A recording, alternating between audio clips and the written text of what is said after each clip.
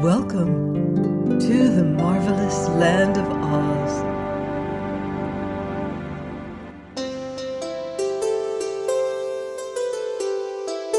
I'm Mardell, reading Dorothy and the Wizard in Oz by L. Frank Baum.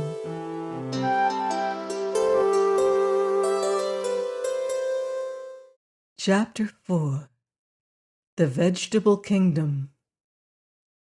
After the wizard had wiped the dampness from his sword and taken it apart and put the pieces into their leathern case again, the man with the star ordered some of his people to carry the two halves of the sorcerer to the public gardens.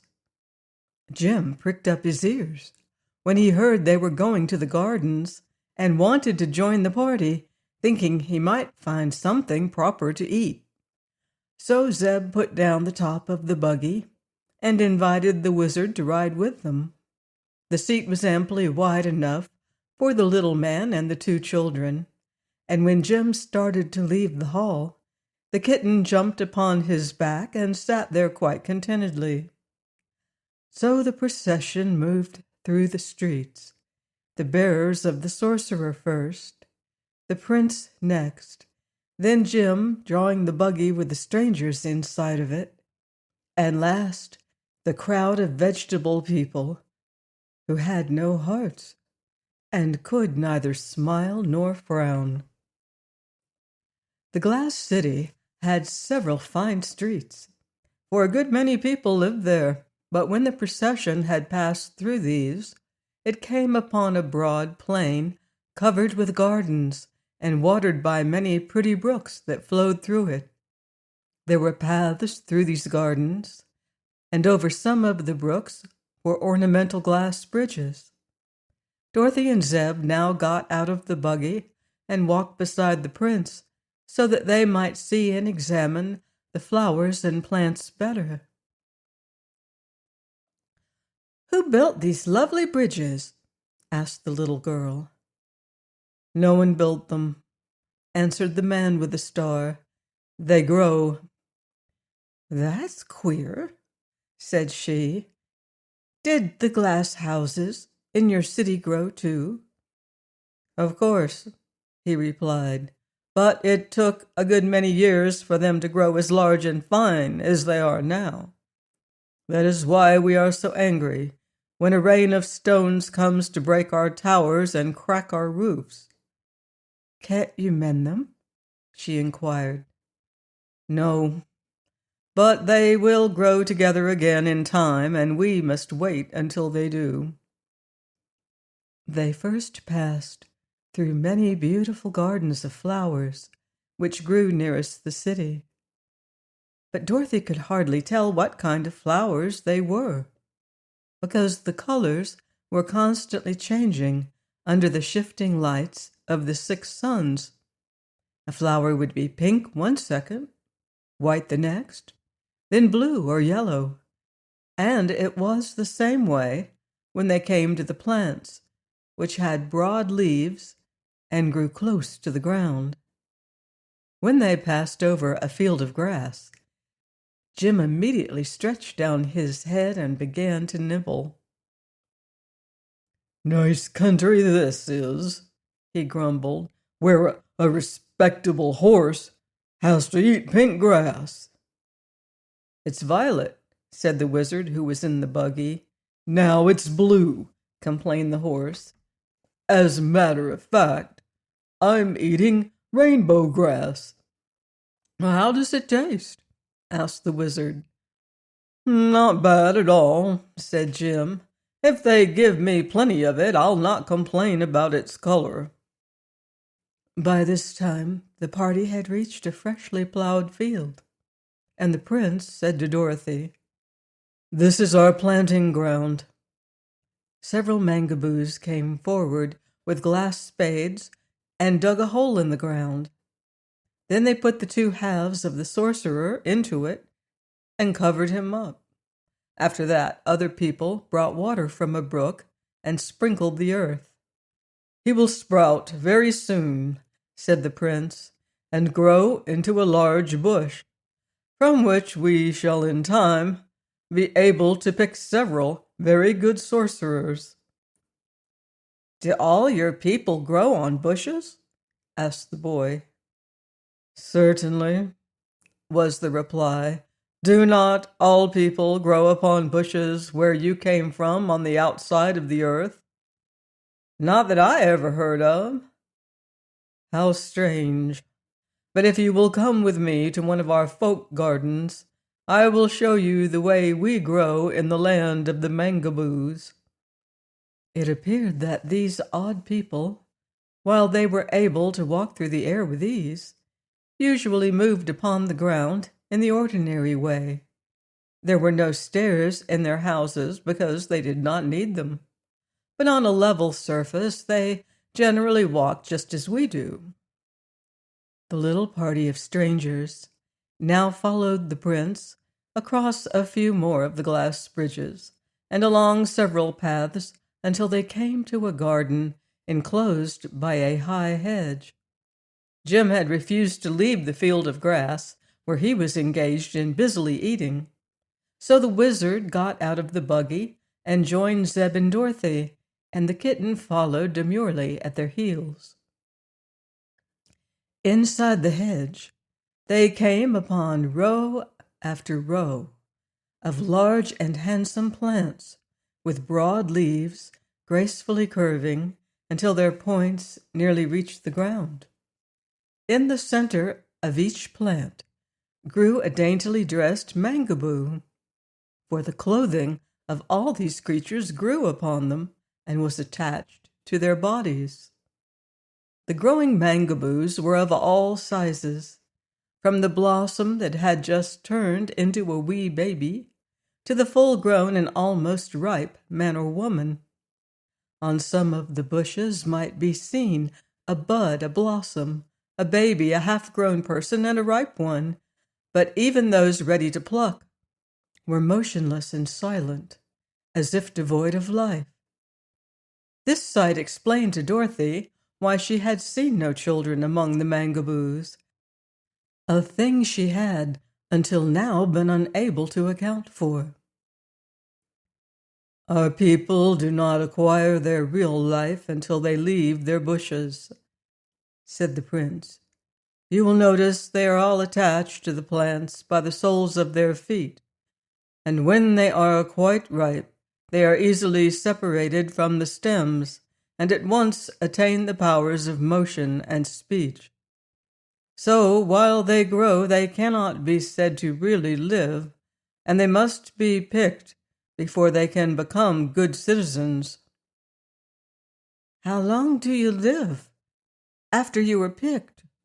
asked Dorothy. "That depends upon the care we take of ourselves," he replied. "If we keep cool and moist and meet with no accidents, we often live for 5 years. I've been picked over 6 years, but our family is known to be especially long-lived." "Do you eat?" asked the boy.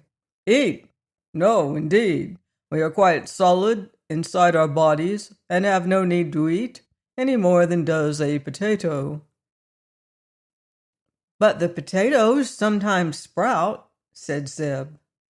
"And sometimes we do," answered the prince, "but that is considered a great misfortune, for then we must be planted at once." "Where did you grow?" asked the wizard. "I will show you," was the reply. "Step this way, please." He led them within another but smaller circle of hedge, where grew one large and beautiful bush. "This," said he, "is the royal bush of the Mangaboos. All of our princes and rulers have grown upon this one bush from time immemorial." They stood before it in silent admiration. On the central stalk stood poised the figure of a girl, so exquisitely formed and colored, and so lovely in the expression of her delicate features, that Dorothy thought she had never seen so sweet and adorable a creature in all her life. The maiden's gown was soft as satin, and fell about her in ample folds, while dainty lace-like traceries trimmed the bodice and sleeves. Her flesh was fine and smooth as polished ivory, and her poise expressed both dignity and grace. "Who's this?" asked the wizard curiously. The prince had been staring hard at the girl on the bush. Now he answered with a touch of uneasiness in his cold tones. "She is the ruler destined to be my successor, for she is a royal princess. When she becomes fully ripe, I must abandon the sovereignty of the Mangaboos to her." "Well, isn't she ripe now?" asked Dorothy. He hesitated. Not quite," said he finally. "It will be several days before she needs to be picked, or at least that is my judgment. I'm in no hurry to resign my office and be planted, you may be sure." "Oh, probably not," declared the wizard, nodding. "This is one of the most unpleasant things about our vegetable lives," continued the prince with a sigh, "that while we are in our full prime, we must give way to another and be covered up in the ground to sprout and grow and give birth to other people." "I'm sure the princess is ready to be picked," asserted Dorothy, gazing hard at the beautiful girl on the bush. "She's as perfect as she can be." "Never mind," answered the prince hastily. "She will be all right for a few days longer, and it is best for me to rule until I can dispose of you strangers who have come to our land uninvited and must be attended to at once." "What are you going to do with us?" asked Zeb. "That is a matter I have not quite decided upon," was the reply. "I think I shall keep this wizard until a new sorcerer is ready to pick, for he seems quite skillful and may be of use to us. But the rest of you must be destroyed in some way, and you cannot be planted, because I do not wish horses and cats and meat people growing all over our country." "You needn't worry," said Dorothy. "We wouldn't grow underground, I'm sure." "But why destroy my friends?" asked the little wizard. "Why not let them live?" "They do not belong here," returned the prince. "They have no right to be inside the earth at all." "Oh, we didn't ask to come down here. We fell," said Dorothy. "That is no excuse," declared the prince coldly. The children looked at each other in perplexity, and the wizard sighed. Eureka rubbed her paw on her face and said in her soft, purring voice, "He won't need to destroy me, for if I don't get something to eat pretty soon, I shall starve to death, and so save him the trouble." "If he planted you, he might grow some cattails," suggested the wizard. "Oh, Eureka, perhaps we can find you some milkweeds to eat," said the boy. Snarled the kitten. "I wouldn't touch the nasty things." "You don't need milk, Eureka," remarked Dorothy. "You're big enough now to eat any kind of food." "If I can get it," added Eureka. "I'm hungry myself," said Zeb, "but I noticed some strawberries growing in one of the gardens, and some melons in another place. These people don't eat such things, so perhaps on our way back they will let us get them." "Never mind your hunger," interrupted the prince. "I shall order you destroyed in a few minutes, so you will have no need to ruin our pretty melon vines and berry bushes. Follow me, please." to meet your doom. That doesn't sound good, does it? Join me next time, and we'll find out how our friends, or if our friends, escape the land of the Mangaboos, here on the marvelous land of Oz. Goodbye for now. See you in Oz.